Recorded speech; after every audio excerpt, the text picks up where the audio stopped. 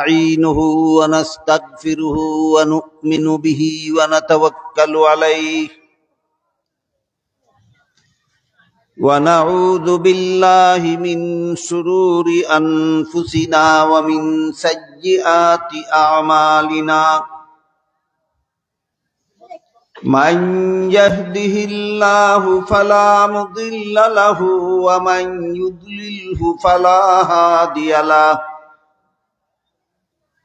ونشهد أن لا إله إلا الله وحده لا شريك له ونشهد أن سيدنا ونبينا ومولانا محمدا عبده ورسوله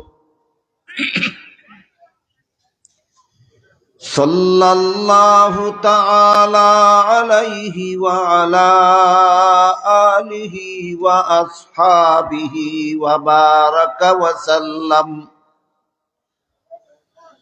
أما بعد فأعوذ بالله من الشيطان الرجيم بسم الله الرحمن الرحيم وقال الذي اشتراه من مصر لامرأته أكرمي مثواه عسى أن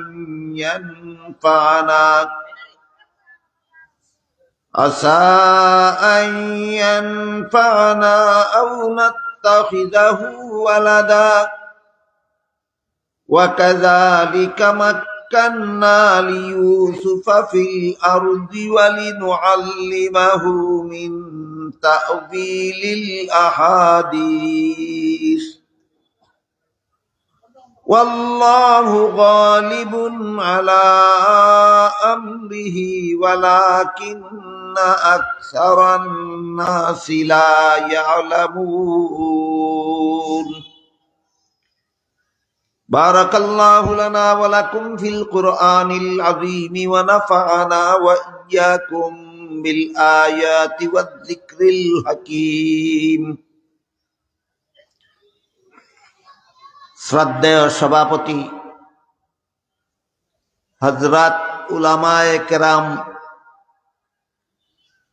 দূর দূরান্ত থেকে আগত সর্বস্তরের মুসলমান ভাইয়েরা আমার,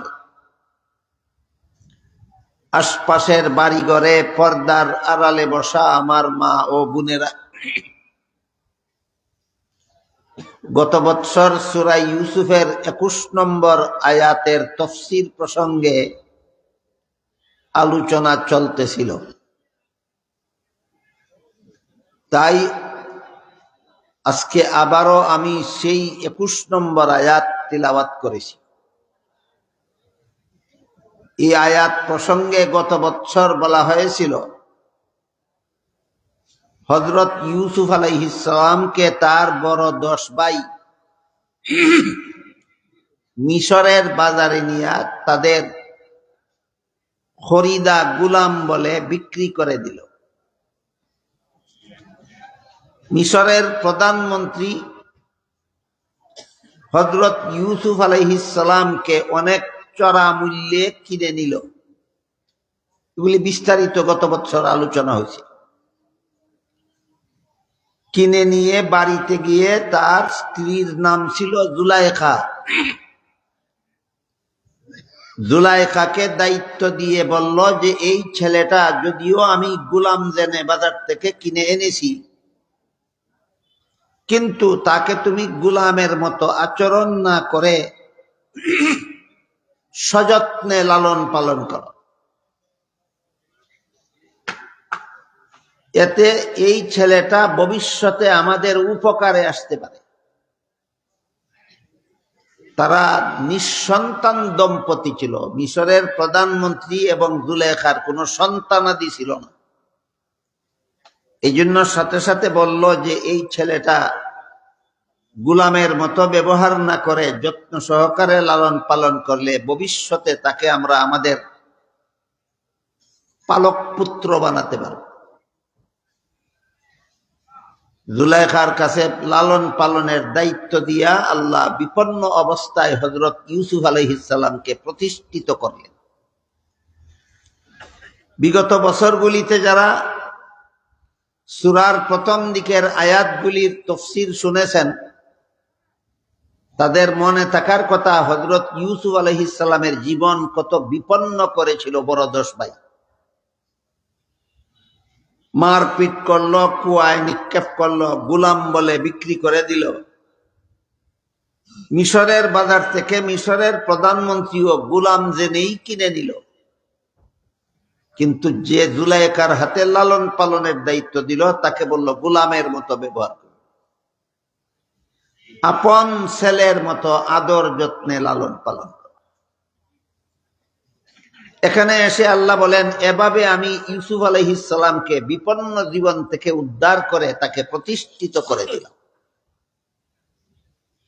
তার দ্বারা আমি ইউসুফ আলাইহিস সালামের দ্বারা আমি ভবিষ্যতে মানব জাতির 3 প্রকারের খেদমত করাবো। ইউসুফ আলাইহিস সালাম আল্লাহর নির্দেশে মানব জাতির খেদমত করবেন, মূল্যবান খেদমত করবেন 3 প্রকার। এক প্রকার খেদমত হলো আমি তাকে স্বপ্ন তত্ত্ববিদ বানাবো। স্বপ্নের ব্যাখ্যা বিশ্লেষণ বিশেষভাবে বুঝার এবং প্রদান করার বিশেষ যোগ্যতা আমি ইউসুফকে দান করব, যেন যে কোনো মানুষ যে কোনো স্বপ্ন দেখলে তার স্বপ্নের ব্যাখ্যা যেন এই ইউসুফের কাছ থেকে জেনে নিতে পারে। এই হবে একটা খেদমত ইউসুফের দ্বারা সমাজের মানুষের। আর একটা খেদমত নিব আমি তার দ্বারা সমাজের মানুষের জন্য, সেটা হলো আমি তাকে নবী বানাবো। নবী হয়ে তিনি দুনিয়ার মানুষকে হেদায়েতের পথে পরিচালনা করবেন। এটাই হলো সবচেয়ে বড় খেদমত। নবীর জন্যই হোক আর আলেমদের জন্যই হোক, মানুষের সেবা বলতে যা কিছু বুঝায় এর মধ্যে সবচেয়ে বড় সেবা, সবচেয়ে বড় খেদমত হইল মানুষকে জাহান্নাম থেকে বাঁচার পথ প্রদর্শন করা, মানুষকে জান্নাতে যাওয়ার পথ দেখাইয়া দেওয়া, যাকে কোরআনের ভাষায় হেদায়েত বলা হয়। এই হেদায়েতের খেদমতের চেয়ে বড় কোনো খেদমত মানুষের জন্য আর কিছু হতে পারে না। আল্লাহ বলেন ইউসুফের দ্বারা এই দ্বিতীয় খেদমতটা আমি নেব, তিনি দুনিয়ার মানুষকে হেদায়েতের কাজ করবেন নবী হয়ে। তৃতীয় যে খেদমতটা আমি ইউসুফের কাছ থেকে নেব সেটা হলো আমি তাকে শুধু নবী বানাবো না, আমি তাকে দেশের শাসনকর্তাও বানাবো। আমাদের বর্তমান সমাজের রাজনৈতিক পরিভাষায় প্রধান শাসনকর্তা বলা হয়, প্রেসিডেন্ট বলা হয়, প্রধানমন্ত্রী বলা হয়। যে যুগের ঘটনা, ইউসুফ আলাইহিস সালামের ঘটনা যে যুগের ঘটনা, সেই যুগে দেশের প্রধান শাসনকর্তাকে বাদশাহ বলা হইত। আমি ইউসুফ আলাইহিস সালামকে মিশরের বাদশাহ বানাবো। বাদশাহ হলে তিনি মানুষের কি খেদমত হবে?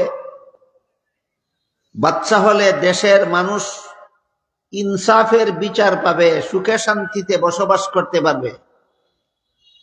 বাদশাহ হলে মানুষ সরকারের পক্ষ থেকে জনগণের যত হক, যত প্রাপ্য, যত অধিকার আছে সেগুলি আদায় করবে।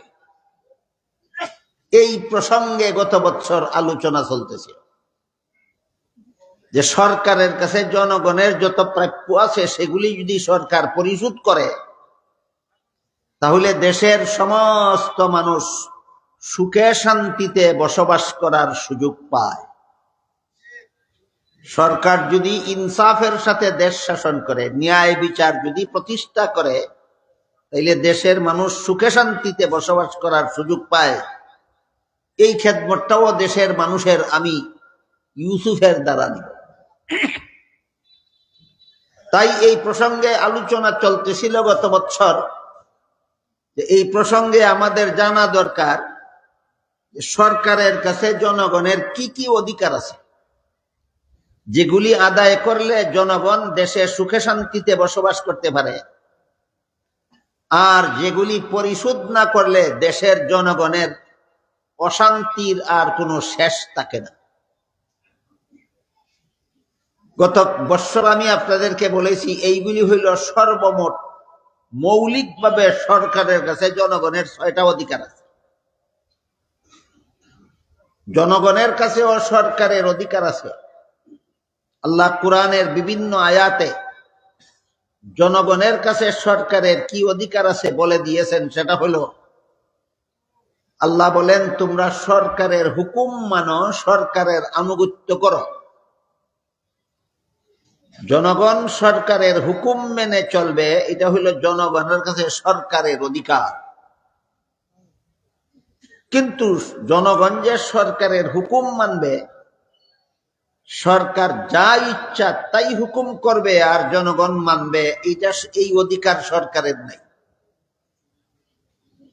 বরং হাদিস শরীফে রাসূল করিম সাল্লাল্লাহু আলাইহি ওয়াসাল্লাম বলে দিয়েছেন, লা তাআতা লিমাখলুকিন ফি মাসিয়াতিল খালিক। এর অর্থ হলো, যার হুকুম মানলে আল্লাহর হুকুম লঙ্ঘন হয়, তার হুকুম মানা যাবে না। তাহলে সরকারের যে হুকুম মানলে আল্লাহর হুকুম লঙ্ঘন হবে, এমন হুকুম দেওয়ার অধিকারই সরকারের নাই। এমন হুকুম দেওয়ার অধিকারই নেই। সরকার শুধু আল্লাহ যে সমস্ত বিধান দিয়েছেন সেগুলি জনগণের কাছে মধ্যে বাস্তবায়নের ব্যবস্থা করবে এবং নূতন নূতন যত সমস্যা জনগণের মধ্যে দেখা দিবে এইগুলির সমাধানের ব্যবস্থা করবে। কাজেই সরকারের যে অধিকার আছে, একটা অধিকার আছে জনগণের কাছে, তার হুকুম মানতে হবে। বুঝে থাকলে বলুন, আল্লাহ বিরোধী হুকুম দিলে না আল্লাহর হুকুমের অনুকূলে হুকুম দিলে? আল্লাহর হুকুমের অনুকূলে হুকুম দিলে। সরকারের কোন হুকুম এমন হতে পারে যে এই হুকুম আল্লাহ দিছেন না, কিন্তু সরকারের এই হুকুমটা আল্লাহর কোন হুকুমের বিরুদ্ধেও যায় না। হুকুমটা আল্লাহর দেওয়াও না, সরকারের দেওয়া। কিন্তু সরকারের হুকুমটা যদি আল্লাহর দেওয়া না হলেও যদি আল্লাহর কোন হুকুমের বিরোধী না হয়, সরকারের এমন হুকুম মানা সমস্ত জনগণের জন্য ওয়াজিব, সরকার যদি অমুসলমান হয়। সরকার যদি অমুসলমান। দুর্ভাগ্যবশত কোন মুসলমানের দেশের সরকার প্রধান যদি অমুসলমান সাব্যস্ত হয়ে যায় আর যদি এমন হুকুম দেয় যে হুকুম আল্লাহর হুকুমের বিরোধী নয়, তবে তার হুকুমটা যদি দেশের উন্নয়নমূলক হয়, জনকল্যাণমূলক হয়। অমুসলিম সরকার জনগণের জন্য এমন একটা হুকুম দিল যে হুকুমটা আল্লাহর হুকুমের বিরোধী নয়, বরং হুকুমটা দেশের উন্নয়নমূলক, জনগণের কল্যাণমূলক। এমন অমুসলমান সরকারের হুকুম মানাও মুসলমান জনগণের জন্য ওয়াজিব। যেমন আমি পৃথিবীর যত দেশে ভ্রমণ করেছি, সবগুলি দেশে দেখেছি সরকারি একটা আইন আছে, ট্রাফিক সিগন্যাল আইন। সড়কের মুড়ে মুড়ে কোন গাড়ি কোন দিকে যাবে না যাবে, চলবে না থামবে, এটা নির্দেশ দেওয়ার জন্য, সরকারি নির্দেশ দেওয়ার জন্য ট্রাফিক লাইট ফিট করা থাকে। সব দেশে একই আইন, যদি সবুজ বাতি জ্বলে তাহলে গাড়ি চলবে, আর যদি লাল বাতি জ্বলে তাহলে গাড়ি থামবে। এই আইন আমি যত দেশে দেখেছি, সব দেশের সরকারের একই আইন। সবুজ বাতি দেখলে গাড়ি চলবে, লাল বাতি দেখলে গাড়ি থামবে। বুঝে থাকলে বলেন, এটা কি আল্লাহর আইন না সরকারের আইন? আল্লাহর আইন না, এটা সরকারের আইন। কিন্তু সরকার কি আইনটা করলো খামখিয়ালি করিয়া? না, জনগণের ক্ষতিকারক না উপকারী? এটা জনগণের ক্ষতিকারক নয়, এটা সরকারের খামখেয়ালি আইনও না, আর জনগণের জন্য এটা ক্ষতিকারক না, বরং উপকারী। কি উপকার? এই আইন মেনে চললে রাস্তাতে অ্যাক্সিডেন্ট হওয়ার সম্ভাবনা খুবই কম। এই আইন মেনে চললে রাস্তায় অ্যাক্সিডেন্ট হওয়ার সম্ভাবনা 99% সম্ভাবনা থাকে না। সুতরাং এটা জনগণের কল্যাণের জন্য সরকার এই আইন করেছে। এটা যদি অমুসলিম সরকারেও করে তবুও মুসলমান জনগণের জন্য মেনে চলা ওয়াজিব। গেল সরকার, জনগণের কাছে সরকারের কি অধিকার এই ব্যাপারে সামান্য বিশ্লেষণ। জনগণের কাছে সরকারের অধিকার হলো, জনগণ সরকারের বিধান মেনে চলতে হবে, আইন মেনে চলতে হবে, হুকুম মেনে চলতে হবে, দুইটা শর্ত সাপেক্ষে। 1 নম্বর শর্ত হইল সরকারের আইনটা যেন আল্লাহর আইনের বিরোধী না হয়। 1 নম্বর শর্ত কি? সরকারের আইনটা যেন আল্লাহর আইনের বিরোধী না হয়। 2 নম্বর শর্ত হইল সরকারের আইনটা যেন দেশের কল্যাণমুখী অথবা জনগণের, দেশের উন্নয়নমূলক অথবা জনগণের কল্যাণমূলক আইন যেন হয়। যদি খামখেয়ালি করে শয়তান সরকার কোনো আইন করে যেটা দেশের উপকারেরও কাজে লাগবে না, জনগণেরও কোনো মঙ্গল হবে না, এমন ফালতু আইন মেনে চলাও সরকারের জনগণের কাছে অধিকার নাই। যা মনে চায় তাই আইন করে দিল, জনগণ পালন করতে বাধ্য থাকবে, এমন বিধান ইসলামে নেই। বিষয়টা বোঝার জন্য আপনাদেরকে একটা গল্প বলি। দেশ শাসনের ব্যাপারটা, যেটাকে আমাদের বর্তমান দুনিয়ার পরিভাষায় রাজনীতি বলা হয়, দেশ শাসনের বিদ্যাটারে রাজনীতি শিক্ষা বলা হয়। খুব সোজা মনে করেন আপনারা, রাজনৈতিক বিদ্যা খুব সহজ মনে করেন আপনারা, অত্যন্ত কঠিন, অত্যন্ত কঠিন। আর কঠিন কথাগুলি সহজে উদাহরণের দ্বারা, গল্পের দ্বারা বুঝাইতে সহজ। জনগণের কাছে সরকারের একটা অধিকার আছে, সেটা হলো জনগণ সরকারের হুকুম মেনে চলবে। বিনা শর্তে না, 2টা শর্তে। 1 নম্বর শর্ত, সরকারের হুকুম যেন আল্লাহর হুকুমের বিরোধী না হয়।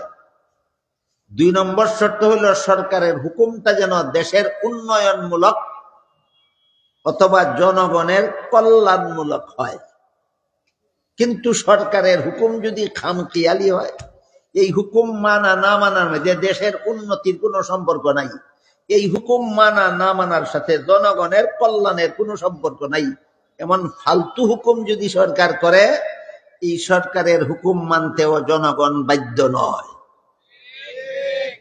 এই বিষয়টা বোঝানোর জন্য একটা গল্প বলি। এক দেশও আসিল এক রাজা, রাজা মানে সরকার প্রধান।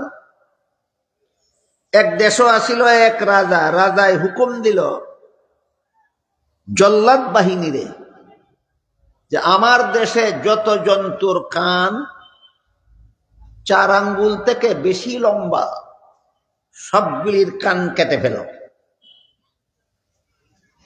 জল্লাদ বাহিনী ছড়াইয়া ছিটাইয়া গেল সারা দেশে। এই বাহিনীর নাম দিল কান কাটা জল্লাদ বাহিনী। বাহিনীর নাম কান কাটা বাহিনী। নাম কেন? এদের ডিউটি ওই কান কাটা। বলেন তো কোন জন্তুর কান কাটা? যার কান 4 আঙ্গুল থেকে বেশি লম্বা, যার কান 4 আঙ্গুল থেকে বেশি লম্বা। সংবাদ পেয়ে ভেড়ার পাল দেশ থেকে পলায়ন করার জন্য দল বেঁধে রওনা হইল। ভেড়ার পাল দেশ থেকে ভাগ্যে যাওয়ার জন্য রওনা হইল। রাস্তায় খরগোশের সাথে দেখা। খরগোশে ভেড়ার পালকে জিজ্ঞাসা করে, তোমরা কই যাও? ওই দেশ থেকে পলায়ন করতে যাই। কেন?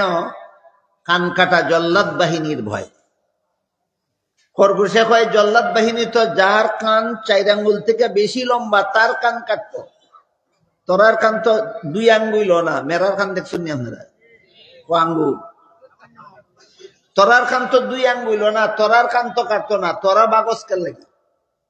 আমার খান আদাত লম্বা, খরগোশের খান দেখছেন কেউ? আমার খান আদাত লম্বা, কাটলে আমারটা কাটবো, বাগলে আমি বাগতাম, তোরা বাগস কি জাল লাগে?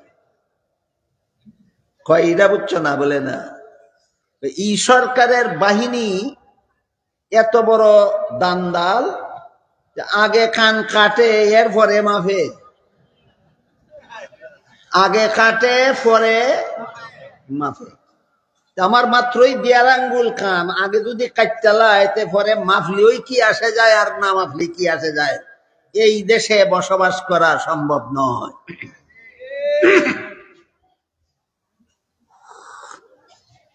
এই ধরনের ফালতু আইন জারি করার মতো কোন সরকার যদি কোনো দেশের গদিতে চড়ে বসে, এই সরকারের নাম ফালতু সরকার। ফালতু সরকারের অধিকার নাই জনগণের কাছে এই দাবি করা যে তোমরা আমার হুকুম মেনে চলো।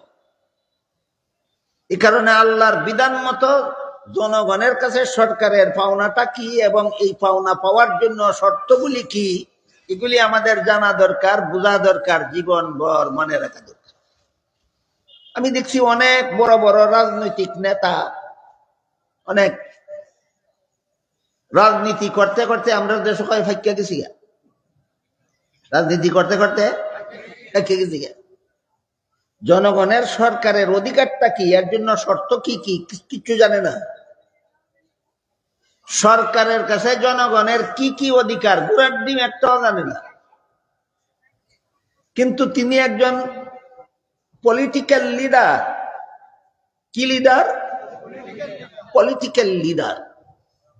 বুঝে থাকতে বলেন আমাদের দেশে ফালতু রাজনীতিও চলে কিনা? জানে না সরকারের কি পাওনা জনগণের কাছে, জানে না জনগণের কি পাওনা সরকার কাছে। হেও রাজনৈতিক নেতা, হের রাজনীতি কি সফল রাজনীতি না ফালতু রাজনীতি? ফালতু রাজনীতি। আপনাদের কি ফালতু রাজনীতিবিদদের থেকে সতর্ক হওয়ার দরকার নাই? এই জন্য আমি মনে করি বিষয়গুলি পরিষ্কারভাবে আপনাদের সামনে আলোচনা করা দরকার। আল্লাহ পাক রব্বুল আলামিন পবিত্র কোরআনের এক আয়াতে বলেন, ইয়া আইয়ুহাল্লাযীনা আমানু আতিউল্লাহা ওয়া আতিউর রাসূলা ওয়া উলিল আমরি মিনকুম। এর অর্থ হলো, হে ঈমানদারগণ, তোমরা হুকুম মানো আল্লাহর, আর হুকুম মানো রাসূলের, তারপরে হুকুম মানো সমাধানদাতাগণের। 3 নম্বরে কার? সমাধানদাতাগণের। তাফসীরের কিতাবে লেখছেন এখানে সমাধানদাতাগণ বলতে আল্লাহ কাদের বুঝাইলেন? এই প্রশ্নের জবাবটা একটু লম্বা। এই প্রশ্নের জবাবটা একটু লম্বা, একটু সামান্য কিছু আপনাদের শুনে। এই সমাধানদাতাগণের এক ব্যাখ্যা হইল, সাধারণ আলেমগণ মযহাবের ইমামগণের হুকুম মানতে হবে। এখানে মযহাবের ইমামগণই হইলেন সাধারণ আলিমগণের জন্য সমাধানদাতা। সমাধানদাতার এক ব্যাখ্যা। আর এক ব্যাখ্যা হইল, দেশের সরকার জনগণের জন্য সমাধানদাতা।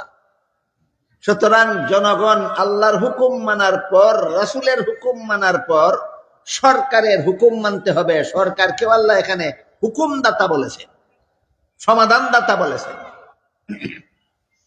সমাধানদাতার আরেক ব্যাখ্যা হইল, ছাত্রগণ উস্তাদের হুকুম মেনে চলতে হবে, উস্তাদগণ ছাত্রদের জন্য সমাধানদাতা। আরেক ব্যাখ্যা হইল, সন্তানেরা মা বাবার হুকুম মেনে চলতে হবে, মা বাবা ও সন্তানদের জন্য সমাধানদাতা। আরেক ব্যাখ্যা হইল, মুরিদের দল পীরের সমাধান মেনে চলতে হবে, পীর মুরিদের জন্য সমাধানদাতা। আল্লাহ বলেন, হুকুম মানো আল্লাহর, হুকুম মানো রাসূলের, হুকুম মানো সমাধানদাতা। বুঝে থাকলে বলুন তো, সমাধানদাতা বলতে কোনো এক ব্যক্তি না কোনো এক দল না অনেকেই? এই অনেকের মধ্যে একটা হইল সরকার। জনগণকে আল্লাহ হুকুম দিয়েছেন তোমরা সরকারের হুকুম মানো। উলুল আমরের এক ব্যাখ্যা সরকার, উলুল আমরের এক ব্যাখ্যা সরকার। সুতরাং জনগণকে যেহেতু আল্লাহ হুকুম দিছেন সরকারের আদেশ মানো, হুকুম মানো, তাই জনগণের দায়িত্ব সরকারের হুকুম মেনে চলা, আর সরকারের অধিকার জনগণকে হুকুম দেওয়া। জনগণ সরকারের হুকুম মেনে চলতে হবে বাধ্য, আল্লাহর বিধান মতো, বিনা শর্তে, না কয়েকটা শর্তে। 1 নম্বর শর্ত, সরকারের হুকুম যদি আল্লাহর হুকুমের বিরোধী না হয়। 2 নম্বর শর্ত, সরকারের হুকুম যদি দেশের উন্নয়নমূলক হয়, সরকারের হুকুম যদি জনগণের কল্যাণমূলক হয়। সরকারের হুকুম যদি আল্লাহর হুকুমের বিরোধী হয়, তবু এই সরকারের হুকুম মানতে জনগণ বাধ্য নয়। সরকারের হুকুম যদি দেশের উন্নয়নমূলক না হয়, জনগণের কল্যাণমূলক না হয়, সরকারের ওই কানকাটার দেশের রাজার মতো ফালতু হুকুম যদি দেয়, এই ফালতু সরকারের হুকুম মানা জনগণের দায়িত্ব নয়। গেল সরকারের কাছে জনগণের অধিকার হুকুম মানা, জনগণের কাছে সরকারের অধিকার হুকুম মানা। আর গত বছর বলেছি, সরকারের কাছে সর্বস্তরের জনগণের অধিকার আছে 6টা।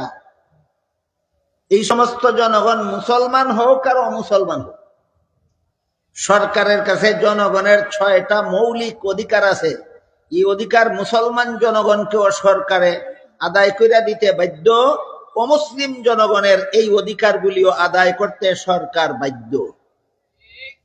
বুঝে থাকলে বলুন, মুসলমান অমুসলমান নির্বিশেষে সমস্ত জনগণের অধিকার আল্লাহর বিধান মতো সরকারের কাছে কতটা? 6টা। আর মুসলমান জনগণের, সরকার যদি মুসলমান হয়, তাহলে মুসলমান সরকারের কাছে মুসলমান জনগণের অধিকার আছে আলাদা আরেকটা। মুসলমান সরকারের কাছে মুসলমান জনগণের আলাদা আরেকটা অধিকার আছে, 6টা ছাড়া। 6টা ছাড়া। সেটা হলো, শাসনকর্তা যদি মুসলমান হয়, তাহলে দেশের মুসলমান নাগরিকদেরকে মুসলমানের মতো জীবনযাপনের ব্যবস্থা দিতে হবে। এই অধিকার মুসলমান সরকারের কাছে, এই অধিকার অমুসলমান নাগরিকদের নয়, শুধু মুসলমান নাগরিকদের। যেই দেশের সরকারও মুসলমান, এই সরকারের কাছে দেশের সমস্ত মুসলমান নাগরিকের স্পেশাল একটা অধিকার আছে, সেটা হলো মুসলমানের মতো জীবনযাপনের ব্যবস্থা দিতে হবে।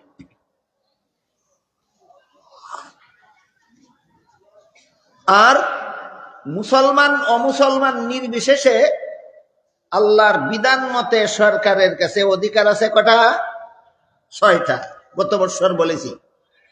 1 নম্বর অধিকার হলো সমস্ত জনগণের খাদ্য পাওয়ার ব্যবস্থা করা। দেশের কোন জনগণ যেন উপবাস থাকতে না হয়, সেই ব্যবস্থা করা সরকারের দায়িত্ব। ব্যবস্থাটা পাওয়া সরকারের কাছে সমস্ত জনগণের অধিকার। শুধু মুসলমান জনগণের না, সমস্ত জনগণের? সমস্ত জনগণের অধিকার। 1 নম্বরে খাদ্য, 2 নম্বরে বস্ত্র, 3 নম্বরে শিক্ষা, 4 নম্বরে স্বাস্থ্য, 5 নম্বরে বাসস্থান, 6 নম্বরে নিরাপত্তা। এই 6টা। এই 6টার ব্যাখ্যার আলোচনা চলতেছিল গত বছর। খাদ্য সম্পর্কে আলোচনা হয়েছে, গত বছর আলোচনা হয়েছে। বস্ত্র সম্পর্কেও গত বছর আলোচনা হয়েছে। সরকারের কাছে জনগণের 3 নম্বর অধিকার শিক্ষা ব্যবস্থা প্রদান করা। এই বিষয়ের উপর গত বছর আলোচনা চলমান ছিল। সরকারের কাছে জনগণের 6 অধিকারের মধ্যে 3 নম্বর অধিকারের আলোচনা গত বছর চলমান ছিল। সেখানে বলা হয়েছে শিক্ষা 2 রকমের আছে, একটা জাগতিক শিক্ষা আর একটা ইসলামী শিক্ষা। শিক্ষা কত রকম? 2 রকম, একটা জাগতিক শিক্ষা আর একটা ইসলামী শিক্ষা। জাগতিক শিক্ষা ব্যবস্থা চালু করাও দেশের মধ্যে সরকারের দায়িত্ব। জাগতিক শিক্ষা যত ধরনের আছে, যত বিভাগের আছে, সবটুকু চালু করা এবং জনগণকে সুশিক্ষিত রূপে গড়ে তোলা, এটাও সরকারের কাছে জনগণের প্রাপ্য, জনগণের অধিকার। কেন জাগতিক শিক্ষা চালু করা দেশে যে জনগণের প্রাপ্য, কেন মুসলমান অমুসলমান নির্বিশেষে সরকারের কাছে এটা প্রাপ্য, কেন এটা সরকারের দায়িত্ব, কেন তার কারণটা কি বোঝার জন্য সামান্য একটু উদাহরণ দিচ্ছি, শুনুন। ধরেন বাংলাদেশ সরকার যদি একটা মেডিকেল কলেজও প্রতিষ্ঠা না করত, বাংলাদেশ সরকার যদি বর্তমান যত মেডিকেল কলেজ প্রতিষ্ঠিত আছে সবগুলি যদি একসাথে বন্ধ করে দেয়, তাহলে ভবিষ্যতে দেশে আর ডাক্তার উৎপাদন হবে না। যখন মেডিকেল কলেজের অভাবে ডাক্তার উৎপাদন বন্ধ হয়ে যাবে, তখন রোগীরা যাবে কোথায়? চিকিৎসার অভাবে মরণ ছাড়া রোগীর কোনো উপায় থাকবে না। বুঝে থাকতে বলুন তো, মেডিকেল কলেজের শিক্ষাটা ইসলামী শিক্ষা না জাগতিক শিক্ষা? বেদরকারি না অত্যন্ত দরকারি? এই কথাটা ইসলাম নাকি বুঝে না? জাগতিক শিক্ষাও যে মুসলমানদের জন্য অত্যন্ত দরকারি, বরং প্রত্যেকটা জাগতিক শিক্ষার একটা নির্ধারিত পরিমাণ আছে। হাদিসের ব্যাখ্যাকারীগণ হাদিসের ব্যাখ্যা গ্রন্থে লিখেছেন, জাগতিক শিক্ষার যে পরিমাণ অর্জন না হলে মুসলমানের জীবনযাত্রা ব্যাহত হয়, বাধাপ্রাপ্ত হয়, ওই পরিমাণ জাগতিক শিক্ষা ব্যবস্থা চালু করা এবং মুসলমানদের জন্য গ্রহণ করাও ফরজ। তাহলে শুধু ইসলামী শিক্ষা অর্জন করাই ফরজ না জাগতিক শিক্ষা অর্জন করাও ফরজ? জাগতিক শিক্ষা অর্জন করা ফরজ। সুতরাং দেশের জনগণ মুসলমান হোক অমুসলমান হোক, সকলের জন্য প্রয়োজনীয় জাগতিক শিক্ষা ব্যবস্থা চালু করবে সরকার। এটা সরকারের কাছে জনগণের প্রাপ্য। আর এক প্রকার শিক্ষা হলো ইসলামী শিক্ষা। যে পরিমাণ ইসলামী শিক্ষা গ্রহণ না করলে একজন মুসলমানের মতো জীবনযাপন করা সম্ভব নয়।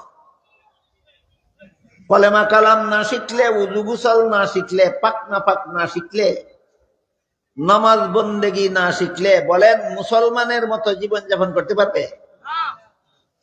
এই পরিমাণ ইসলামী শিক্ষা সমস্ত জনগণ গ্রহণ করার মতো শিক্ষা ব্যবস্থা চালু করা সরকারের উপর ফরজ, জনগণের অধিকার।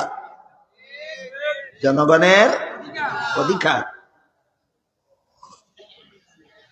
যে সরকার জনগণের অধিকার আদায় করে না, সমস্ত জনগণের খাদ্য পাওয়ার ব্যবস্থা করে না, সমস্ত জনগণের প্রাপ্য বস্ত্র, প্রয়োজনীয় বস্ত্র পাওয়ার ব্যবস্থা করে না, যে সরকার জনগণের প্রয়োজনীয় শিক্ষা ব্যবস্থা চালু করে না, এই সরকারের জন্য প্রার্থী হওয়াও হারাম, গদি দখল করাও হারাম, গদি ফেরাউনের মতো কামড় দিয়ে ধরে রাখাও হারাম। শরীয়তের বিধানগুলি কি আপনাদের জানা দরকার নাই? জনগণের অধিকার যে সরকার আদায় করে না, আমারে বুট দেওয়া বলাও হারাম, বুট নেওয়াও হারাম, গদিতে পৌঁছাও হারাম, গদি কামড় দিয়ে ধরে রাখাও হারাম।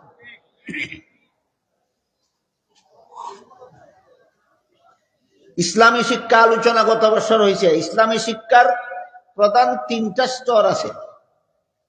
একটা হলো প্রাথমিক স্তরের ইসলামী শিক্ষা, একটা হলো মাধ্যমিক স্তরের ইসলামী শিক্ষা, একটা হলো উচ্চতর ইসলামী শিক্ষা।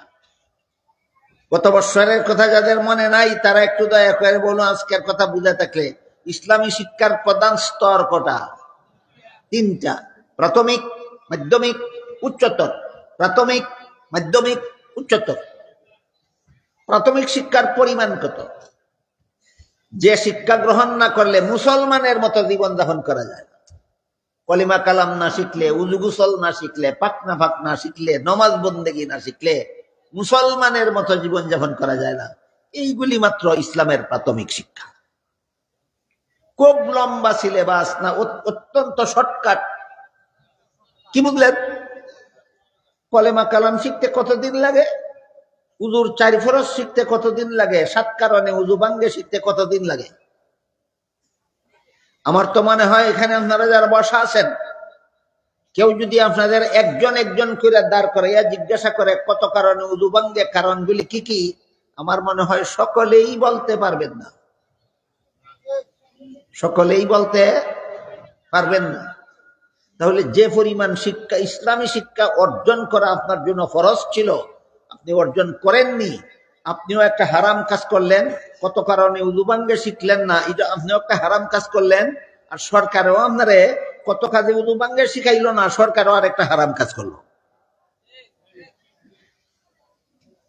তাফসীর তো শুনবো এই জন্যই, আমার জীবনের কোন কাজ হালাল আর কোন কাজ হারাম সেটা বোঝার জন্য। বুঝার পরে যে সমস্ত হারাম কাজে আমি লিপ্ত ছিলাম সেগুলি ছেড়ে দেওয়ার জন্য, যে সমস্ত ফরজ কাজ আমার লঙ্ঘন হচ্ছিল সেগুলি পালন করার জন্যই তো তাফসীর জন্য। এই হইল ইসলামের প্রাথমিক শিক্ষার পরিমাণ। সহি শুদ্ধ কলেমা কালাম শিক্ষা করা, সহি শুদ্ধ উযু গোসল শিক্ষা করা, সহি শুদ্ধ পাক নামাজ শিক্ষা করা এবং সহি শুদ্ধ নামাজ কালাম ইবাদত বন্দেগীটা শিক্ষা করা। মনোযোগে ধারাবাহিকভাবে এগুলি শিখতে থাকলে বেশি থেকে বেশি 1 বৎসর সময় লাগে।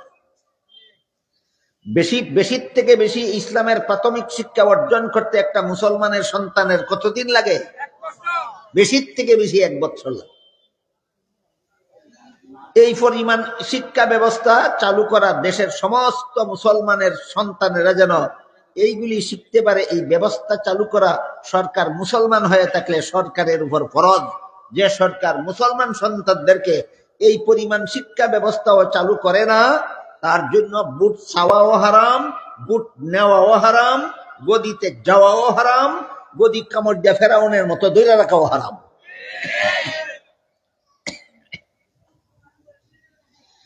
গেল প্রাথমিক শিক্ষার পরিমাণ কত।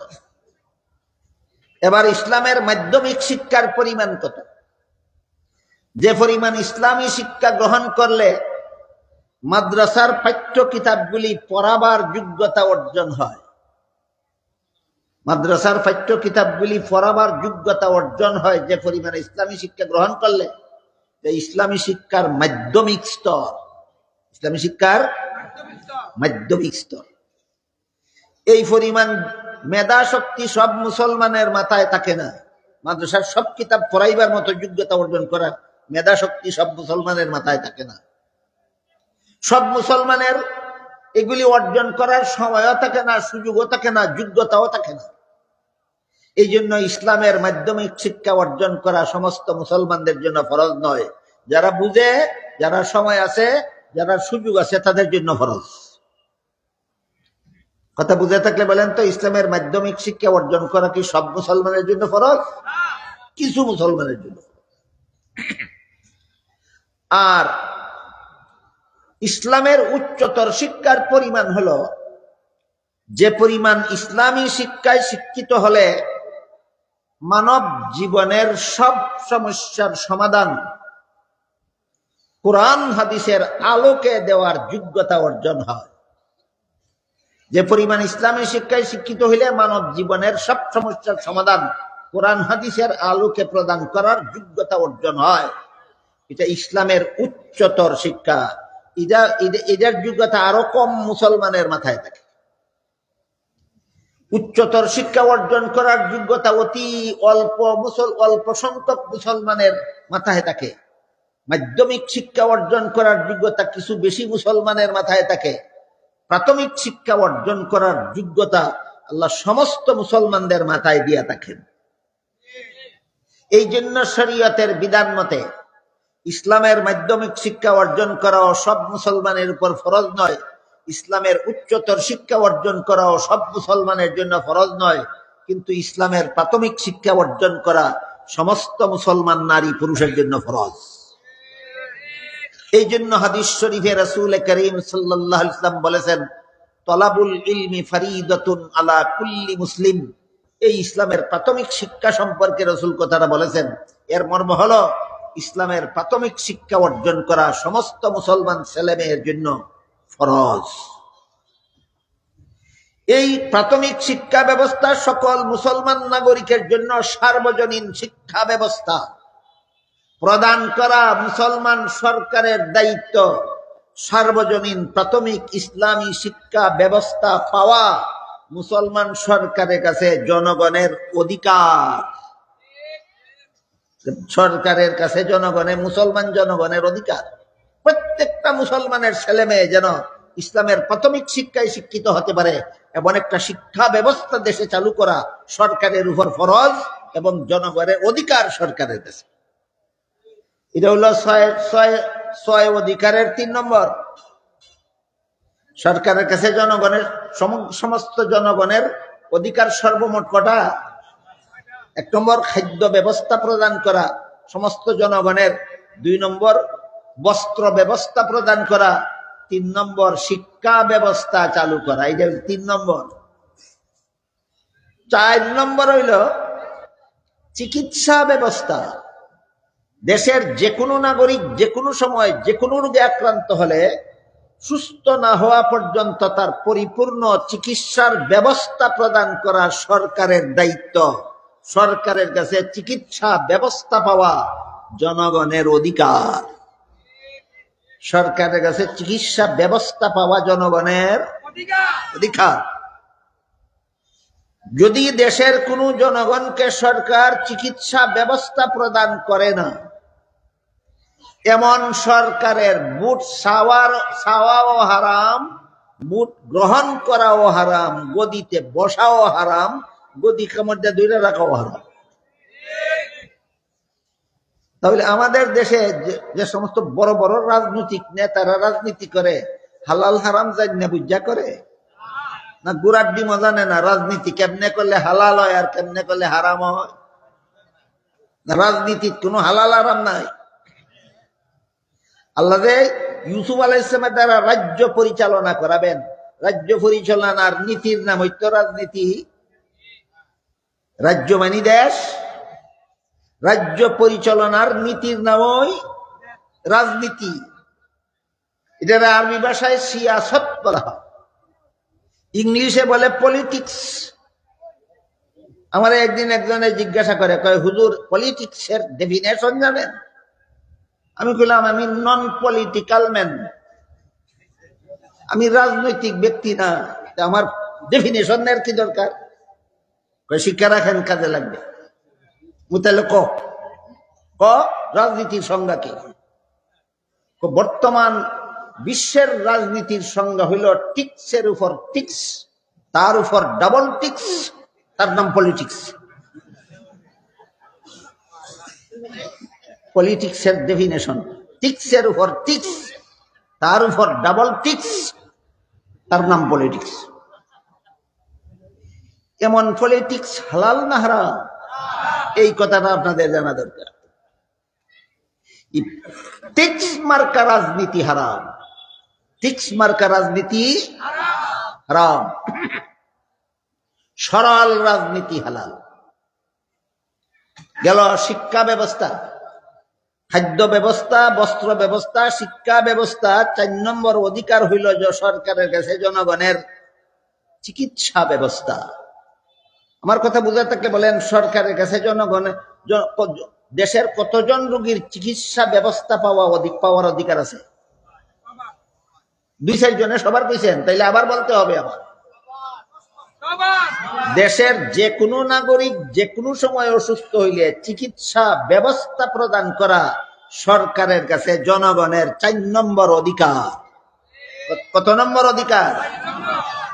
যারা দেয় না এরা রাজনীতি হালাল না হারাম? বুট ছাওয়া হালাল না হারাম? গদি দখল করা হালাল না হারাম? ফেরাউনের মতো গদি কামড় দিয়ে দইরা রাখা হালাল না হারাম? এইগুলি আপনাদের বোঝা দরকার। মানা না মানা দার দার, বলা না বলা আমাদের দায়িত্ব, মানা না মানা আপনাদের কাজ। আমি যদি বলি না, কিয়ামতের দিন আল্লাহ আমারে জিজ্ঞেস করবে, এত লোকে বৈশা বৈশা শুনছিল, তুই বলছিলে না কেন? আর আপনারা যদি মানেন না, তাহলে আমারে আল্লাহ কিয়ামতের দিন জিজ্ঞেস করবে না এরা মানলো না কেন? আমারে জিজ্ঞেস করবেন তুই বললে না কেন, আর আপনাদেরকে জিজ্ঞাসা করবেন আপনারা মানলেন না কেন। আমি আমার জান বাঁচানির চিন্তাত আছি, আপনারা যার যার জান বাঁচানির চিন্তার থাকেন। বলা না বলা আমার কাজ, আর মানা না মানা আপনাদের কাজ। কত নম্বর গেল? 4 নম্বর। 5 নম্বর বাসস্থান। প্রতিটি নাগরিকের বসবাস উপযোগী বাড়িঘরের ব্যবস্থা করে দেওয়া সরকারের দায়িত্ব, পাওয়া জনগণের অধিকার। পাওয়া জনগণের অধিকার। একটা মানুষও যদি ছিন্নমূল থাকে, বাড়ি নাই, তার পথে কাঠে দিন কাটায়, এই সরকারকে কিয়ামতের দিন আল্লাহর আদালতে আসামির কাঠ করায় দাঁড়িয়ে জবাব দিতে হবে, তুই কোন ঘরে ঘুমাইছিলি আর তোর নাগরিক একটা পথের কিনারও রাত কাটাইলো কেন, জবাব দে।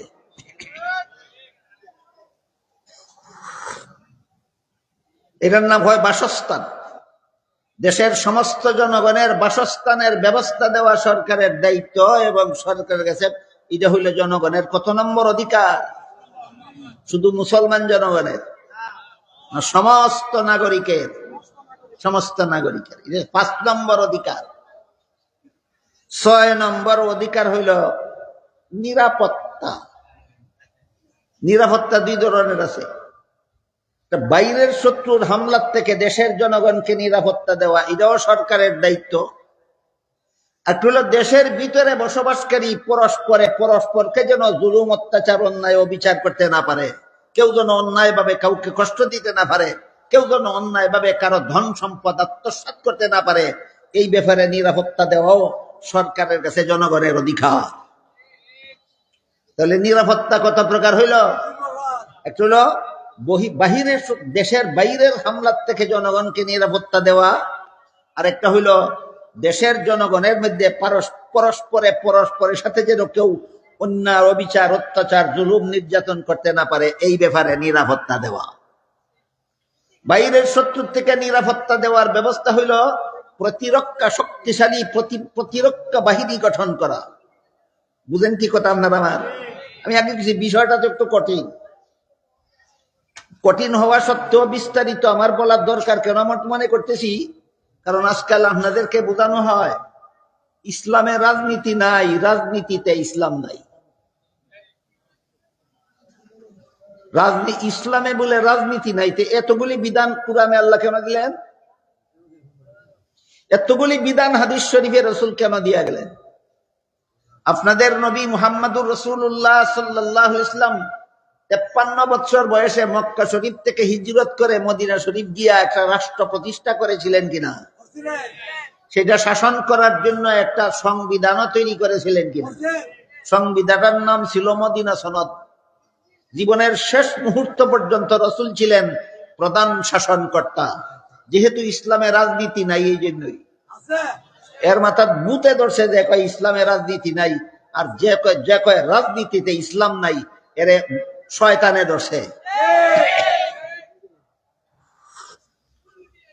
এই সমস্ত ইবলিসি আর শয়তানি আর কুফুরি কথা, এগুলিতে কুফুরি কথা। ইসলামে রাজনীতি নাই, এটা একটা কুফুরি কথা। রাজনীতিতে ইসলাম নাই, এটা একটা কুফুরি কথা।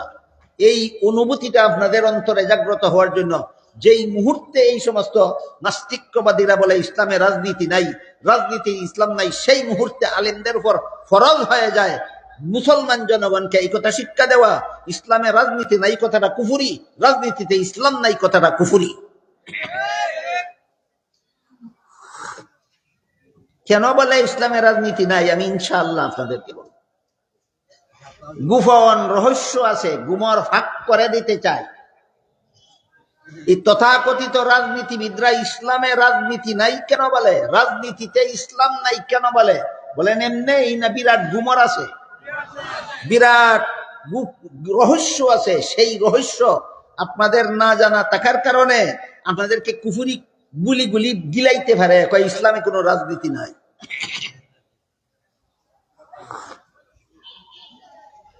পরে বুঝবেন, আগে আমরা 6 নম্বরটা একটু বুঝে নিই।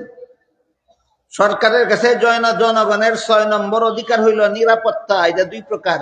একটা হইল দেশের বাইরের আক্রমণ থেকে নিরাপত্তা দেওয়া, এটার ব্যবস্থা হইল প্রতিরক্ষা, শক্তিশালী প্রতিরক্ষা বাহিনী গঠন করা, যে বাহিনী যে কোনো দেশের থেকে, দেশের সীমান্ত দিয়া যদি কোনো হামলা করে, আঘাত করে, তাহলে দেশের সেনাবাহিনী যেন প্রতিরোধ করতে পারে, এবং দেশের ভৌগোলিক সীমারেখা, মান, মর্যাদা, স্বাধীনতা, সার্বভৌমত্ব রক্ষা করার মতো শক্তিশালী সেনাবাহিনী গঠন করা, যে সরকারের কাছে জনগণের অধিকার, এই যে করা সরকারের দায়িত্ব।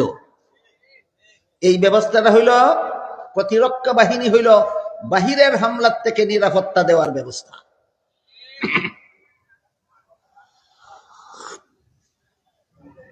আর একটা হলো ভিতরে, দেশের ভিতরে যারা যারা বসবাস করে এরা যেন একজনের সাথে একজনকে আরেকজনে অন্যায়ভাবে হামলা করতে না পারে, এরা যেন একজনকে আরেকজনে অন্যায়ভাবে অবিচার করতে না পারে, কষ্ট দিতে না পারে, জুলুম অত্যাচার করতে না পারে, মারামারি কাটাকাটি দাঙ্গা হাঙ্গামা করতে না পারে, এই ব্যাপারে নিরাপত্তা।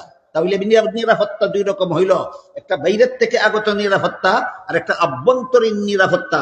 বাইরের থেকে আগত হামলার নিরাপত্তার ব্যবস্থা হইল শক্তিশালী প্রতিরক্ষা বাহিনী গঠন করা, আর আভ্যন্তরীণ নিরাপত্তা প্রতিষ্ঠার একমাত্র ব্যবস্থা হইল ইনসাফপূর্ণ আদালত প্রতিষ্ঠা করা। দেশে যদি আদালত না থাকে তবুও মারামারি কাটাকাটি খুনাখুনি করে জনগণ মরব, মজলুমে কোনো বিচার পাইত না। আর আদালত থাকা সত্ত্বেও যদি ন্যায় বিচার না হয়, দেশ আদালত না থাকলেও দেশের নিরাপত্তা বলতে কিছু থাকবে না। যে মনে চায় যারা খুন করবে, খুন করে আবার হজম করে নেবে। খুন করে হজম করার সুযোগ বাংলাদেশের আইনে আসেনি? আছে, আছে। আমি কই আপনাদের, বাংলাদেশের আইনে আছে, কেউ যদি একটা মানুষ যদি আরেকটা মানুষে খুন করে ফেলে, দেশের একজনে আরেকজনে খুন করে ফেলাইল, যারা খুন করলো তার আত্মীয় স্বজনরা ফৌজদারি আদালতে মামলা করলো। বহুদিন মামলা গাইতে গাইতে হাজার হাজার লাখ লাখ টাকা খরচ করতে করতে হাইকোর্টে রায় দিল খুনিকে ফাঁসি দেওয়া হোক। হাইকোর্ট থেকে খুনি আপিল করলো সুপ্রিম কোর্টে, সুপ্রিম কোর্টও রায় বহাল রাখলো খুনিকে হত্যা করা হোক। এরপর যদি সেই খুনি বাংলাদেশের প্রেসিডেন্টের কাছে প্রাণ ভিক্ষা করে, আর প্রেসিডেন্ট যদি তারে প্রাণ একটা ভিক্ষা দিয়া দেয়, কারণ প্রেসিডেন্টের জুলির মধ্যে অনেকগুলি প্রাণ থাকে। আপনারা যে দেশে বাস করেন, এই দেশের প্রেসিডেন্টের জুলির মধ্যে বেশ কতগুলি প্রাণ থাকে, কোন খুনিয়ে ভিক্ষা চাইলে দিয়া দিতে পারে। এই খুনি সুপ্রিম কোর্ট থেকে যার রায় বহাল রাখা হইল ফাঁসির, সে যদি প্রেসিডেন্টের কাছে প্রাণ ভিক্ষা চায়, আর প্রেসিডেন্ট যদি কয় প্রাণ ভিক্ষা দিলাম, খালাস, বেকসুর খালাস। বলেন বাংলাদেশের আদালতে ন্যায় বিচার পাওয়ার নিশ্চয়তা আছে না নিশ্চয়তা নাই? কেন? বাংলাদেশ যারা শাসন করে আর বাংলাদেশের আদালতে যারা বিচার করে, একটাও আল্লাহর বিধানে দেশ শাসন ব্যবস্থা জানে না।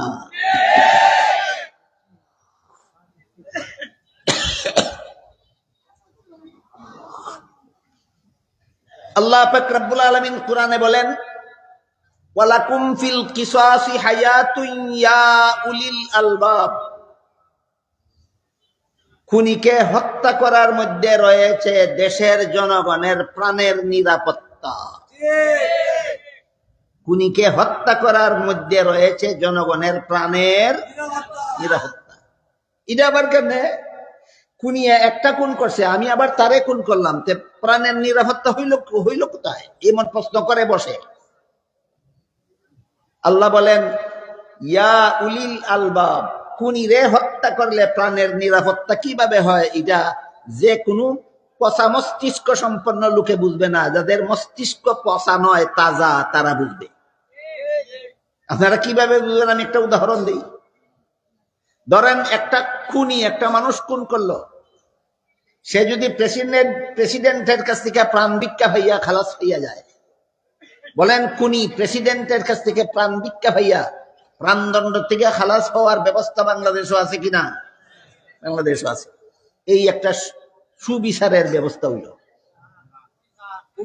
না অবিচারের ব্যবস্থা? এই অবিচারটা জনগণে করলো না স্বয়ং প্রেসিডেন্টে করলো? চিন্তা করে দেখেন কেমন নিরাপদে আপনারা এই দেশের নাগরিক হিসাবে বসবাস করতে পারবেন। যখন সুপ্রিম কোর্টে ফাঁসির রায় বহাল রাখা সত্ত্বেও প্রেসিডেন্টে তারা প্রাণ ভিক্ষা দিয়া খালাস করে দিব, তখন একদিকে এই খুনি আগে করছিল একটা খুন, এখন করবো 10টা খুন। কি বলেন? কারণ খুন করে তার সাহসটা বাড়ছে। আর আগে আসিল একটা খুনি, এখন দেশ তৈরি হইব 100টা খুনি। আগেরটাই করবো আরো 10টা খুন, আরো 100 খুনি করবো আরো 100 খুন। তাহলে খুনিরে মাফ করে দেওয়া প্রাণের নিরাপত্তা না খুনিকে হত্যা করা প্রাণের নিরাপত্তা? খুনিকে হত্যা করা প্রাণের নিরাপত্তা। এইভাবে নিরাপত্তা বহাল করা, নিরাপত্তা প্রতিষ্ঠা করা দেশের মানুষ জনগণের মধ্যে সুবিচারপূর্ণ আদালত প্রতিষ্ঠার মাধ্যমে সরকারের কাছে জনগণের প্রাপ্য, জনগণের অধিকার সরকারের উপর ফরজ।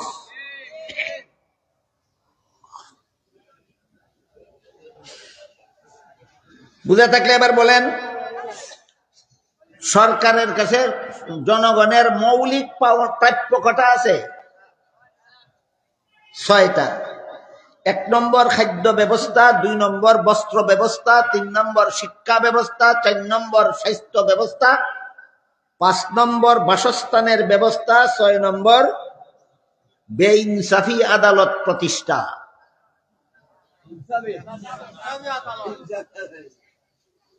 6 নম্বর বেইনসাফি আদালত প্রতিষ্ঠা না ইনসাফের আদালত? আচ্ছা, আদালত যদি এমন হয় যে আদালতে যার বিরুদ্ধে আক্রোশ আছে তার বিরুদ্ধে 5টা 7টা 10টা 20টা 50টা মামলা কইরা 500 সাক্ষী নিয়ে, মিথ্যা সাক্ষী নিয়ে হাজির করাইয়া যদি এই আসামিদেরকে কেউরে ফাঁসি দেয়, কেউরে সারা জীবনের জেল দেয়, কেমন মজার ইনসাফ হবে? এগুলির ইনসাফের আদালত বলা যাবে না জুলুমের আদালত?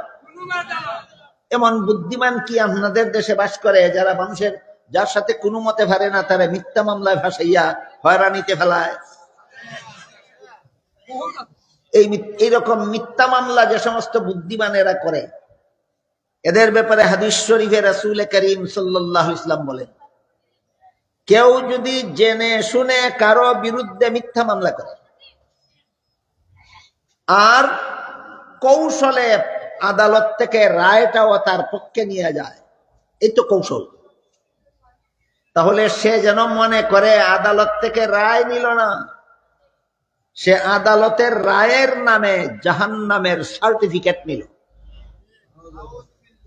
এবার বলেন, আপনারা যে দেশে বাস করেন, এই দেশের আদালত থেকে কোনো বুদ্ধিমানের জাহান্নামের সার্টিফিকেট সংগ্রহ করে কিনা? এমন আদালতের নাম হইল ইনসাফের আদালত। এমন আদালত প্রতিষ্ঠা করা সরকারের দায়িত্ব না জনগণের প্রাপ্য না? সবগুলি হারামি আদালত ব্যবস্থা, সবগুলি হারামি বিচার ব্যবস্থা।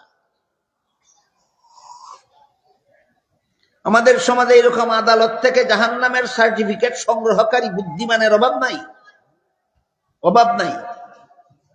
যার সাথে যারে পারি না আতে, আমরা দেশের ভাষায় কয় তারে মারমু বাতে। যার সাথে ন্যায় নীতি আইন আদালত কোনো মতে পারে না, তার বিরুদ্ধে আক্রোশ মেটায় মিথ্যা মামলার আসামি বানায়।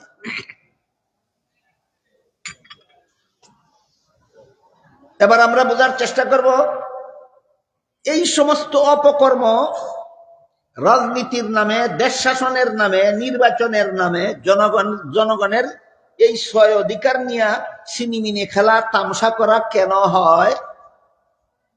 একটা স্লোগানের মাধ্যমে হয়, সেটা হলো ইসলামে রাজনীতি নাই। এই স্লোগানের মধ্যে হয় ইসলামে রাজনীতি নাই।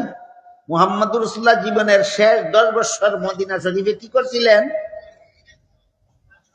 রাষ্ট্র পরিচালনা করার নীতি ছাড়া করছিলেন না নীতির মাধ্যমে? রাষ্ট্র পরিচালনার নীতিরে যদি রাজনীতি কয়, ইসলামের রাজনীতি নাই। মুহাম্মদুর রাসূলুল্লাহ থেকে তুমি ইসলাম বেশি বুঝেছ? এই কথাগুলি কেন বলে? এবার আমরা একটু বোঝার চেষ্টা করি, কেন রাজনীতিতে ইসলাম নাই বলে আর ইসলামের রাজনীতি নাই কেন বলে? এর পিছনে বিরাট রহস্য আছে এবং এর একটা ঐতিহাসিক তথ্য আছে। আমি আপনাদেরকে অবগত করতে চাই, যেন আপনাদেরকে আর কোনোদিন এই সমস্ত ফালতু রাজনীতিবিদরা যেন আপনাদের চোখে ধুলা পড়া দিতে না পারে। আজ থেকে প্রায় 300 বছর আগের কাহিনী। আজ থেকে প্রায় 300 বছর আগে ইউরোপিয়ান খ্রিস্টানদের মধ্যে আধুনিক বিজ্ঞান প্রকাশ লাভ করেছিল। এই তথ্যটা আপনাদের স্মরণ না রাখলে এই কুফুরি কথা রাজনৈতিক নেতারা কেন বলে আপনাদের বুঝে আসবে না। ইসলামের রাজনীতি নাই, এটা একটা কুফুরি স্লোগান। রাজনীতিতে ইসলাম নাই, এটা একটা কুফরি স্লোগান। এই কুফরি স্লোগানগুলি রাজনৈতিক নেতারা মুসলমান সমাজে প্রচার করে বেড়ায় কেন, এটা বুঝতে হইলে ওই ইতিহাসটা বুঝতে হবে। আজ থেকে প্রায় 300 বছর আগে ইউরোপিয়ান খ্রিস্টানেরা, যারা খ্রিস্ট ধর্মে বিশ্বাসী ছিল, তাদের মধ্যে আধুনিক বিজ্ঞানের বিকাশ ঘটে সর্বপ্রথম ইউরোপে। বুঝে থাকলে বলেন, আধুনিক বিজ্ঞানের বিকাশ সর্বপ্রথম বাংলাদেশে ঘটে, সর্বপ্রথম ইন্ডিয়ায় ঘটে, পাকিস্তানে ঘটে, না ইউরোপে ঘটে? ইউরোপে ঘটে। যখন ইউরোপিয়ান খ্রিস্টান সমাজে যখন আধুনিক বিজ্ঞানের বিকাশ ঘটে, তখন সেই দেশের খ্রিস্টানেরা ধর্মের নামে কতগুলি গাঁজাখুরি কথায় বিশ্বাস করত। এই যে মনে রাখতে হবে আপনাদের, কিসের নামে কি কথা? ধর্মের নামে গাঁজাখুরি কথা। আসলে এগুলি ধর্মের কথা নয়, এগুলি মন গড়া বানানো এবং গাঁজাখুরি কথা। এর একটা উদাহরণ আপনাদেরকে দেখাই।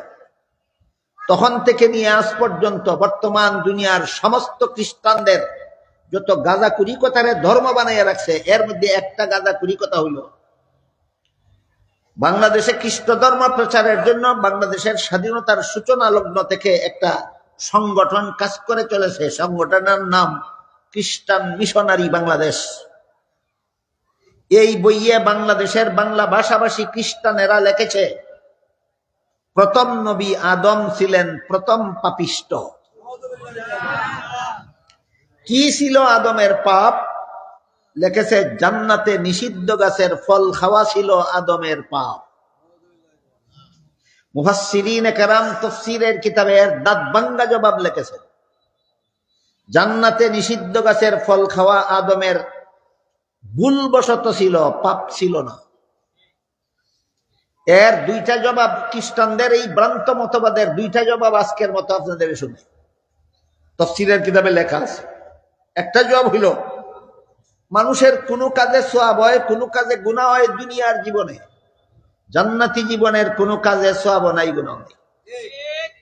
এবার বলেন, আদম নিষিদ্ধ গাছের ফল খেয়েছিলেন কোন জীবনে?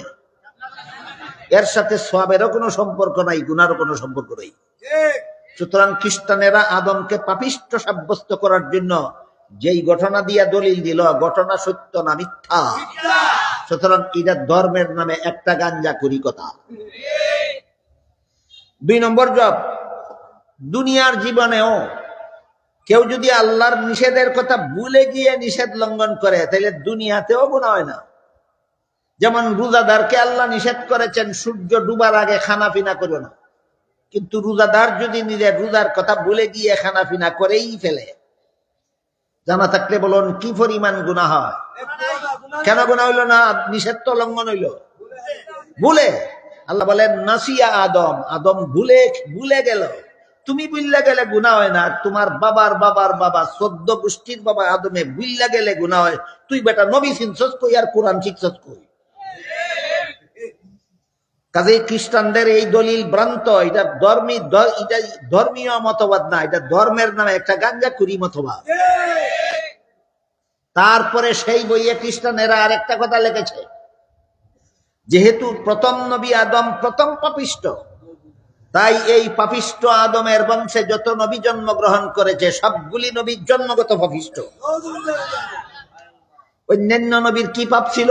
ওই বইয়ে লেখছে, পাপিষ্ট আদমের বংশে জন্ম হওয়াটাই অন্য নবীর পাপ।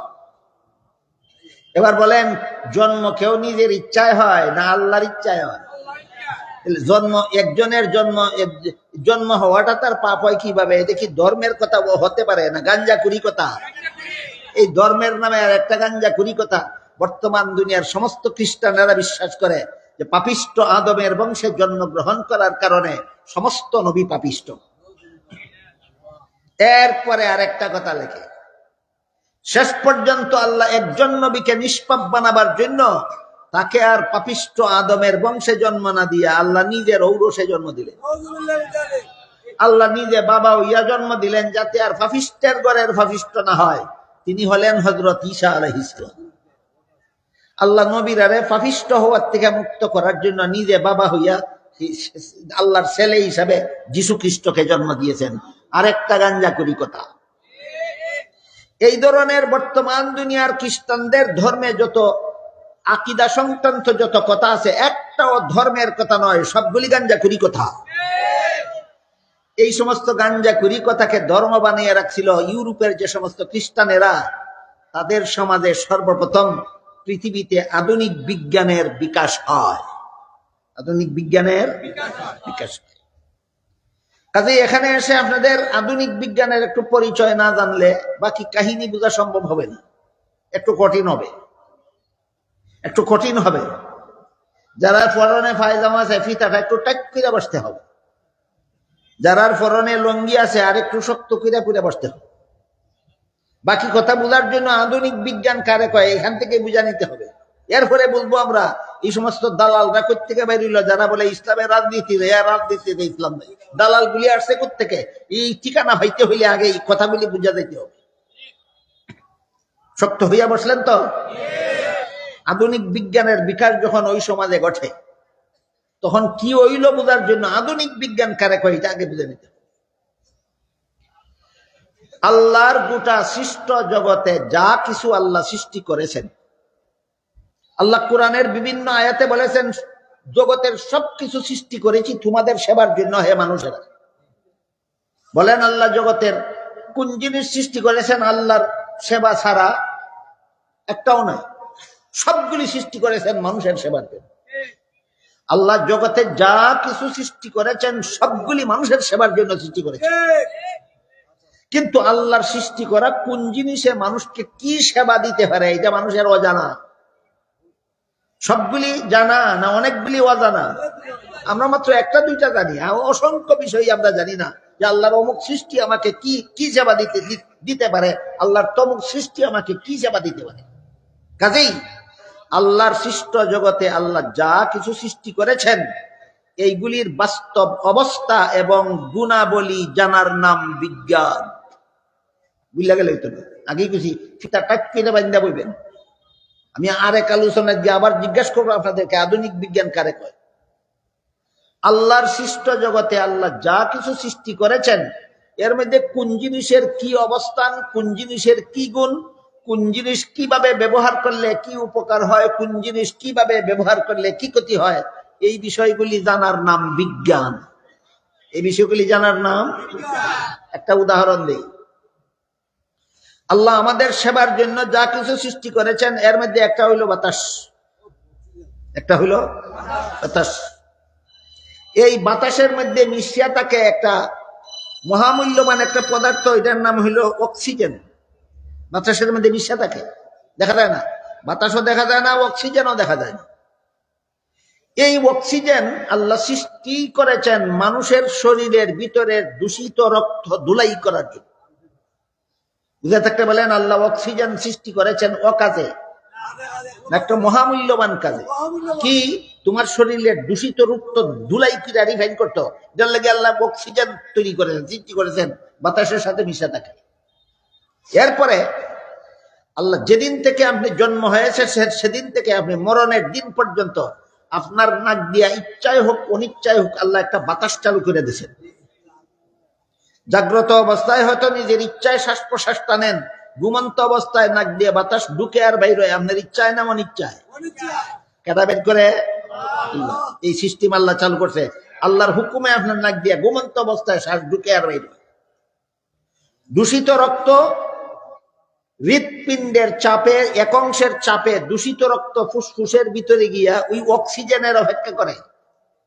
শ্বাস দিয়া যখন বাতাস টানলাম, বাতাসের সাথে মিশ্রিত অক্সিজেন ফুসফুসের ভিতরে গিয়া দূষিত রক্ত ধুলাই করে, ধুলাই করিয়া রক্তটারে আবার পিওর করিয়া ফুসফুসের দ্বিতীয় অংশের দ্বারা সমস্ত শরীরে সাপ্লাই দেয়। সাবানের পানি দিয়া ময়লা কাপড় ধুইলে যেমন ভাবে সাবানের পানি ময়লা যুক্ত হইয়া যায়, ঠিক তেমনি ভাবে ফুসফুসের ভিতরে অক্সিজেনের দ্বারা দূষিত রক্ত ধুলাই হলে পরে এটা আর অক্সিজেন থাকে না, এটা কার্বন ডাই অক্সাইড নামের একটা দূষিত পদার্থে পরিণত হইয়া যায়। এই কথাটা বোঝার জন্য একটা সহজ উদাহরণ নেই। আমরা দৈনন্দিন জীবনে ধরেন দৈনিক আপনি 5 গ্লাস পানি পান করেন, কথার কথা 5 গ্লাস পানি একজন বয়স্ক মানুষের জন্য যথেষ্ট না, তারপরও বোঝার জন্য বলতেছি। আপনি দৈনিক 5 গ্লাস পানি পান করেন, পেশাব করেন 3 বার, একটা কথার কথা। আপনার ভিতরে ঢুকলো ফানি অবস্থায়, বাইরে ফানি অবস্থায় না পেশাব হইয়া?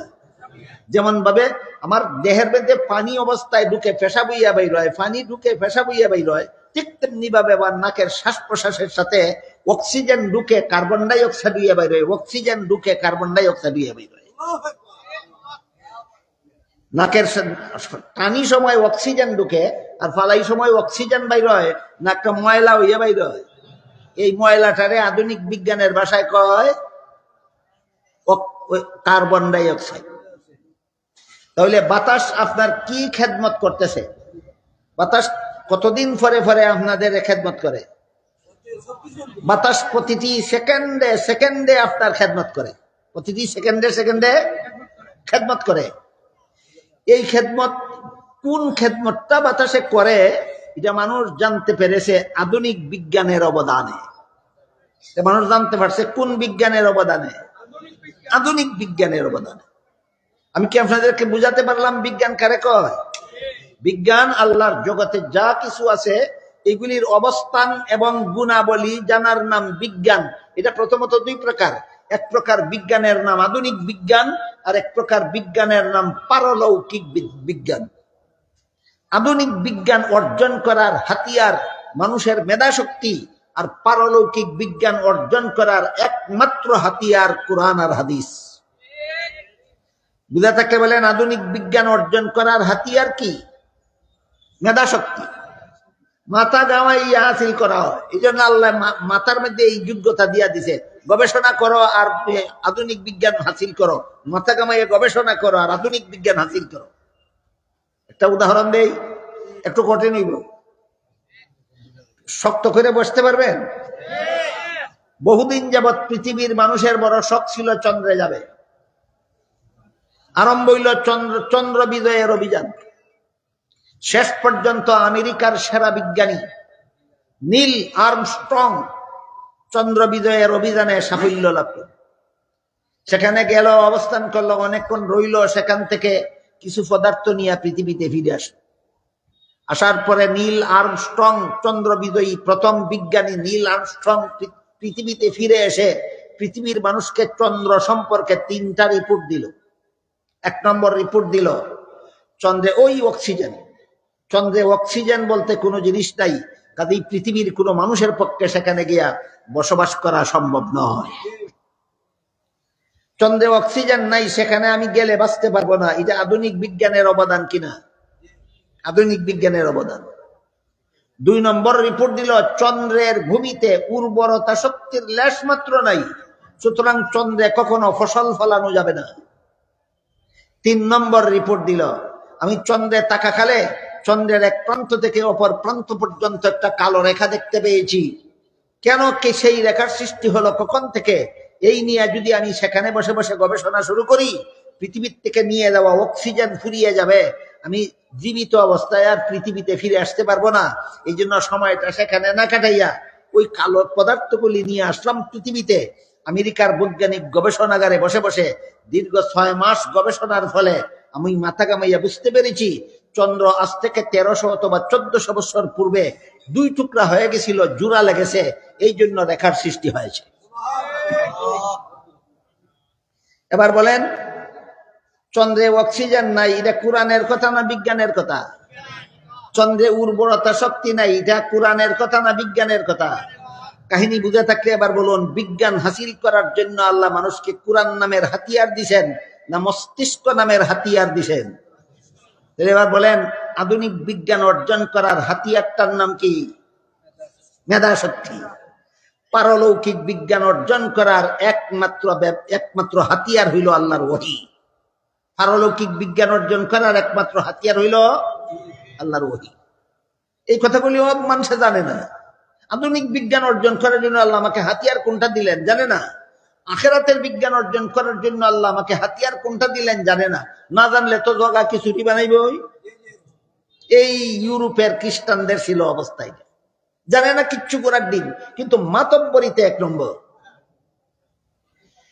সেখানে যখন আধুনিক বিজ্ঞান প্রসার লাভ করে, আধুনিক বিজ্ঞান সম্পর্কে এতক্ষণ যা কইলাম যদি বুঝে থাকেন, বলুন আধুনিক বিজ্ঞান কারে কয়? আল্লাহর কোন সৃষ্টির অবাস্তব অবস্থা বলার নাম না বাস্তব অবস্থা বলার নাম? আল্লাহর সৃষ্ট জগতের কোনো কিছুর বাস্তব অবস্থা জানার নাম আধুনিক বিজ্ঞান। খ্রিস্টানেরা ধর্মের নামে বাস্তব অবস্থায় বিশ্বাসী ছিল না অবান্তর? অবান্তর কথাগুলিকে ধর্মের নামে বিশ্বাস করে রাখছে। তাদের মধ্যে যখন বাস্তব অবস্থা সম্বলিত আধুনিক বিজ্ঞানের বিকাশ হইল, তখন তাদের ধর্মের সাথে বিজ্ঞানের লড়াই শুরু হইল। আজকে থেকে প্রায় 300 বছর আগে ইউরোপের খ্রিস্টানদের মধ্যে যখন আধুনিক বিজ্ঞান এর বিকাশ হওয়া শুরু হইল, তখন তাদের ধর্মের নামে গাঞ্জা কুরিকতার সাথে ধর্মের দ্বন্দ্ব শুরু হইল। লাগছে লড়াই ধর্মে আর বিজ্ঞানে। লাগছে লড়াই কিসে কিসে? ধর্মে আর বিজ্ঞানে। উভয় পক্ষের বহু লোক খুনাখুনি হইল, মারা গেল। অনেককে জীবন্ত অবস্থায় পুরাইয়া মারা হইল এই বিজ্ঞান এবং ধর্মের লড়াইয়ের কারণে।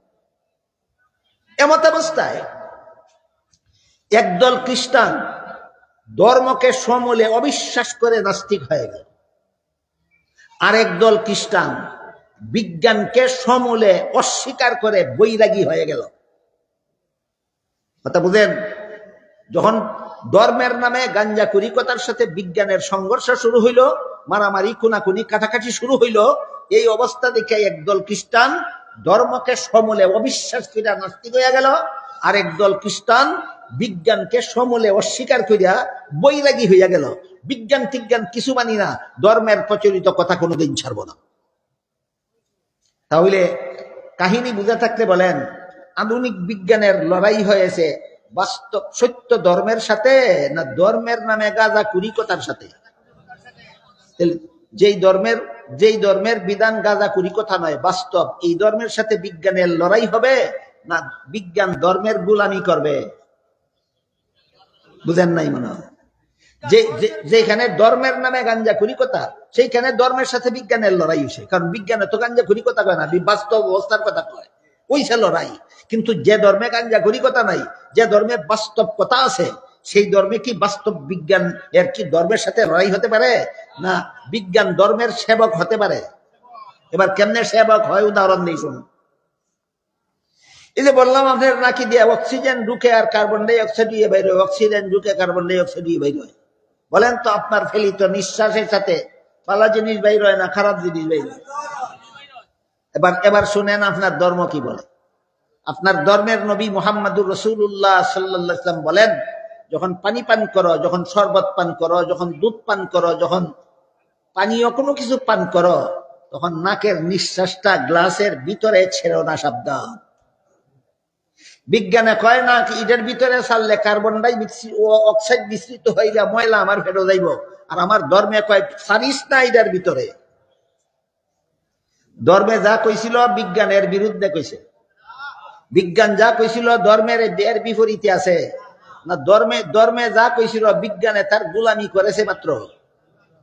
প্রমাণ হয়ে গেল সত্য ধর্মের সাথে বাস্তব বিজ্ঞানের লড়াই নয়, সত্য ধর্ম যেখানে পায় বিজ্ঞান তার গোলাম হইয়া যায়। তাহলে খ্রিস্টানদের বাতিল ধর্মের সাথে যে বিজ্ঞানের দ্বন্দ্ব হয়েছিল, মুসলমানের সত্য ধর্মের সাথে সেই বিজ্ঞান লড়াই করবে না গোলামি করবে? শ্বাস প্রশ্বাসের মধ্যে একটা গোলামি করছেনি, শ্বাস প্রশ্বাসের মধ্যে একটা গোলামি করছেনি, আকাশের সামনে গিয়ে আরেক গোলামি করছে। কুরআন ১৫০০ বছর আগে বলে দিয়েছিল ইক্তারাবাতিস সাআতু ওয়ানশাক্কাল কামার, কিয়ামত নিকটবর্তী, আসমানের চন্দ্র দ্বিখণ্ডিত হয়েছে। ১৫০০ বছর আগে কুরআন বলে দিয়েছিল। ১৫০০ বছর পরে আইয়া নীল আর্মস্ট্রং কয় রেখা সৃষ্টি হওয়ার কারণ চন্দ্র দ্বিখণ্ডিত হয়ে গিয়েছিল, জোড়া লেগেছে। বলেন বাস্তব ধর্ম ইসলামের সাথে বিজ্ঞানের দ্বন্দ্ব আছে না ইসলামের গোলামি করে বিজ্ঞান? ইসলামের গোলামি করে বিজ্ঞান।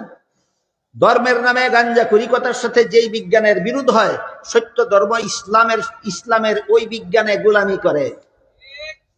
কাজেই মুসলমানের দেশে মুসলমানের ইসলাম ধর্মের সাথে বিজ্ঞানের বিরোধ না মীমাংসা? মীমাংসা। কাজেই ওইখানে যে ইউরোপে যে খ্রিস্টানেরা ৩ দল হইল বিজ্ঞান এবং ধর্মের লড়াইয়ের কারণে, একদল নাস্তিক হইয়া গেল, একদল বৈরাগী হইয়া গেল, আরেক দলে কয় দরকার নাই ধর্ম ফুরাফুরি সাইডে দেওয়ার, দরকার নাই বিজ্ঞান ফুরাফুরি সাইডে দেওয়ার।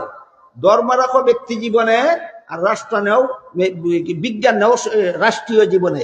সুতরাং ধর্ম যারা পালন করে ব্যক্তি জীবনে পালন করবে, আর রাষ্ট্র চলবে সরকারের বিধান মতো, আর এবাদত চলবে আল্লাহর বিধান মতো। আল্লাহকে আল্লাহর পাওনা দিয়া দাও, আর সরকারকে সরকারের পাওনা দিয়া দাও। আল্লাহর পাওনা হইল শুধু ব্যক্তি জীবনে বিধান দেওয়া, এর বেশি আল্লাহর কোনো অধিকার নাই। আর সরকারের পাওনা হইল রাষ্ট্র পরিচালনা করা, কাজেই সরকারকে সরকারের পাওনা দিয়া দাও, আর আল্লাহরে আল্লাহর পাওনা দিয়া দাও। বলেন আল্লাহকে অধিকার বড়টা দিল না ছোটটা? ব্যক্তি জীবনে আল্লাহর বিধান দেওয়ার অধিকার আছে, রাষ্ট্রীয় জীবনে আল্লাহর বিধান দেওয়ার অধিকার নাই। এই সিদ্ধান্ত নিল 3 নম্বর দলে। এই সিদ্ধান্ত নিল কত নম্বর দলে? 1 নম্বর দল ধর্ম সাইরা নাস্তিক হইয়া গেল, 2 নম্বর দল বিজ্ঞান লাথি মাইরা বৈরাগী হইয়া গেল, আর 3 নম্বর দলে কয় আপোষ মীমাংসা করি। আল্লাহর বিধান চলবে ব্যক্তি জীবনে, রাষ্ট্রীয় জীবনে নয়, আর রাষ্ট্র চলবে সরকারের আইন মতো, আল্লাহর আইন মতো নয়। সুতরাং বাদাবাগি করে নাও। আল্লাহর অধিকার হইল শুধু ব্যক্তি জীবনে, আর সরকারের অধিকার হইল রাষ্ট্রীয় জীবনে। আল্লাহকে আল্লাহর ভাওনা দিয়া দাও, আর সরকারকে সরকারের ভাওনা দিয়া দাও। বুঝে থাকলে এবার বলেন এই 3 নম্বর দল আল্লাহরে বড়টা দিল না ছোটটা? আর সরকারে দিল বড়টা। সুতরাং যারা শুধু ব্যক্তি জীবনে আল্লাহর বিধান মানে, রাষ্ট্রীয় জীবনে আল্লাহর বিধান মানে না, ইমানদার রইল না বেঈমান হইল? এই ইতিহাসের এই অংশ থেকে বর্তমান দুনিয়াতে প্রচলিত ধর্ম নিরপেক্ষতাবাদ নামে কুফুরি মতবাদের আবিষ্কার হয়। বাকি কথা ইনশাআল্লাহ আগামীকাল।